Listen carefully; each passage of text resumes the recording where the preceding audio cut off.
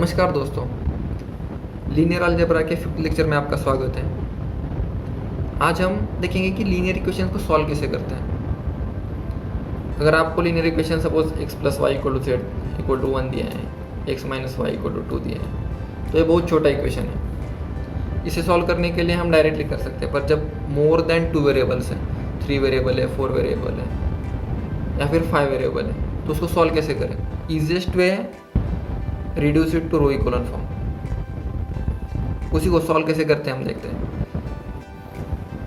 तो ये दिया गया एग्जांपल हम इन्वर्जन मेथड से भी सॉल्व कर सकते हैं, पर आज हम देखेंगे इसे रो इक्वलन फॉर्म से कैसे सॉल्व करेंगे। तो जो भी हमारा दिया गया एग्जांपल है, इसे हम पहले मैट्रिक्स फॉर्म में लिखेंगे। तो मैट्रिक्स फॉर्म में लिखने के लिए जैसे हम पिछले एग्जांपल्स में देख चुके हैं, पिछले लेक्चर्स में, कि एक पहले इक्वेशन कि x का कोएफिशिएंट पहले रो में, सेकंड कोएफिशिएंट, थर्ड कोएफिशिएंट, मतलब ये 1 यहाँ पर, -1 यहाँ पर, फिर ये 1 यहाँ पर, 8 यहाँ पर। सेम सेकंड रो के लिए 2 3 -1, 2 3 -1 और ये -2। थर्ड इक्वेशन के लिए भी सेम। तो इसे हम पहले रो इक्वलन फॉर्म में कन्वर्ट करेंगे। उसके लिए हम क्या करेंगे, ये जो 1 है ना, ये इसे यूज़ करके इस 2 को और इस 3 को 0 बनाएंगे। तो इस 2 को 0 बनाने के लिए हम करेंगे R2 - 2R1 और इस 3 के लिए R3 - 3R1। तो हमें मिल जाता है पहला रो एज इट इज, सेकेंड में यहाँ 0 मिल गया। तो 3 - 2 × R1 हमें 5 मिल जाता है। -1 - 2 × R1 मतलब -1 -2 -3 और ये -2 -2 × 18 हमें -18 मिल जाता है। तो यहाँ थर्ड रो के लिए भी सेम हम क्या किए थे, R3 - 3R1। तो हमें यहाँ 0 मिल जाता है, 1 -12 -15। तो हमें ये मैट्रिक्स मिलने के बाद हमें ये 1 यूज़ करके इसे 0 बनाना है।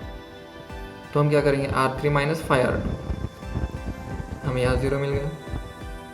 -3 -5 × -12 60 -3 57। सेम यहाँ पर। तो हमें ये जो मैट्रिक्स मिल गया, इसे हम इक्विवेलेंट मैट्रिक्स कहते हैं। अब यहाँ से सॉल्व करना आसान है। अब इसे हम जो हमारे पुरानी इक्वेशन थे उसके फॉर्म में कन्वर्ट कर सकते हैं। जैसे हम यहाँ वापस कैसे लिखे थे, एक सेकंड देखिए, यहाँ से हम लिखे थे ना 1 को यहाँ, -1 यहाँ से यहाँ गया था, ये 1 यहाँ से यहाँ। तो अब हमें उल्टा करना है। सपोज हमें ये दिया, यहाँ से हमें ये लिखने के लिए बोला, तो हम क्या करेंगे, इस 1 के आगे x जोड़ देंगे, -1 के सामने y, इस 1 के सामने z और ये 8 इक्वल टू के साइड में। तो उसी तरह से ये मैं सिंपल तरीके से बोल रहा हूँ। तो इस 1 के सामने x लिख दो, इस 1 के सामने y और यहाँ z, यहाँ y, यहाँ z, यहाँ z। फिर हमें मिला y - z इक्वल टू -15 और 57z इक्वल्स टू 57। तो ये है हमारी इक्वेशंस। तो अब इसे सॉल्व करने के लिए हम रिवर्स में जाएंगे। हमें मिला था 57z इक्वल टू 57, यहाँ से हमें मिलता है z इक्वल्स टू 1। अब ये जो z इक्वल टू 1 मिला है वो इस इक्वेशन में डालेंगे। तो हमें क्या मिलेगा, y -12 इक्वल टू -15, यहाँ से हमें मिला y इक्वल्स टू -3, तो y भी मिल गया। अब हमारे पास z है, y है, तो इन दोनों को हम इस पहले इक्वेशन में डालेंगे। तो हमें मिलता है x -3 + 1 इक्वल टू 8, यहाँ हमें x इक्वल टू 4 मिल गया।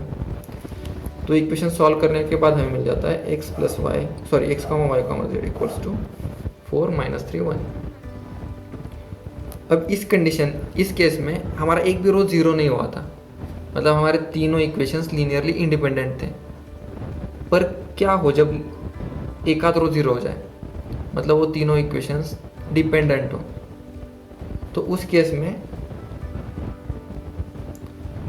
हम क्या करेंगे, suppose we are given this matrix, और यहाँ याद रहे कि मैं ऐसा क्वेश्चन उठाया जहाँ पर ये तीनों इंडिपेंडेंट नहीं है। तो आपको सॉल्व करने के बाद कोई तो एक ज़ीरो मिलेगा। तो अगर इसको हम रो इक्वलेंट फॉर्म में रिड्यूस करते हैं तो हमें ये वाला मिल जाता है, कुछ ऐसा, मतलब ये रो ज़ीरो मिल जाता है। ये वाला आप घर पे करके देखना, मैं सीधे जो मुझे सॉल्व करने के बाद मिला था वो मैं लिखा हूँ। तो इसके लिए हमारे पास पर्टिकुलर सॉल्यूशन नहीं, यूनिक सॉल्यूशन नहीं होगा, इनफाइनाइट सॉल्यूशंस होंगे, क्योंकि यहाँ पर नंबर ऑफ वेरिएबल्स ज़्यादा है, नंबर ऑफ इक्वेशंस है। तो इसके लिए हमें सॉल्यूशन मिलेगा वो जेनेरिक सॉल्यूशन होगा। तो जेनेरिक सॉल्यूशन कैसे फाइंड करेंगे? तो ऐसे वापस इसको हम कैसे लिख सकते हैं, एक्स वाई जेड, यहाँ पर वाई जेड,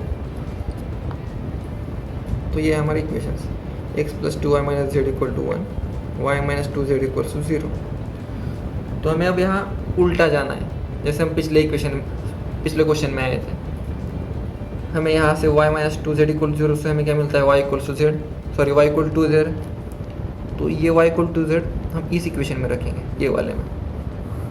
तो हमें क्या मिलेगा, x plus 2 into 2z minus z equals to 1, मतलब x plus 3z equal to 1 और z equal to 1 minus x by 3। तो ये जो हमें मिला ये हो गया z। तो z अगर हमें मिला है तो हम y निकाल सकते हैं यहाँ से, y minus 2z equal to 0, मतलब y इक्वल टू 2z। तो हमें यहाँ y मिल जाता है 2 माइनस 2x। तो जब हम जेनरिक सॉल्यूशन लिखते हैं तो हमेशा हम ऐसे लिखते हैं ना, x comma y comma z। तो वही x के टर्म में हम निकाले x कॉमा y हमें मिला 2 माइनस 2x बाई 3 और z हमें मिला 1 माइनस x बाई 3।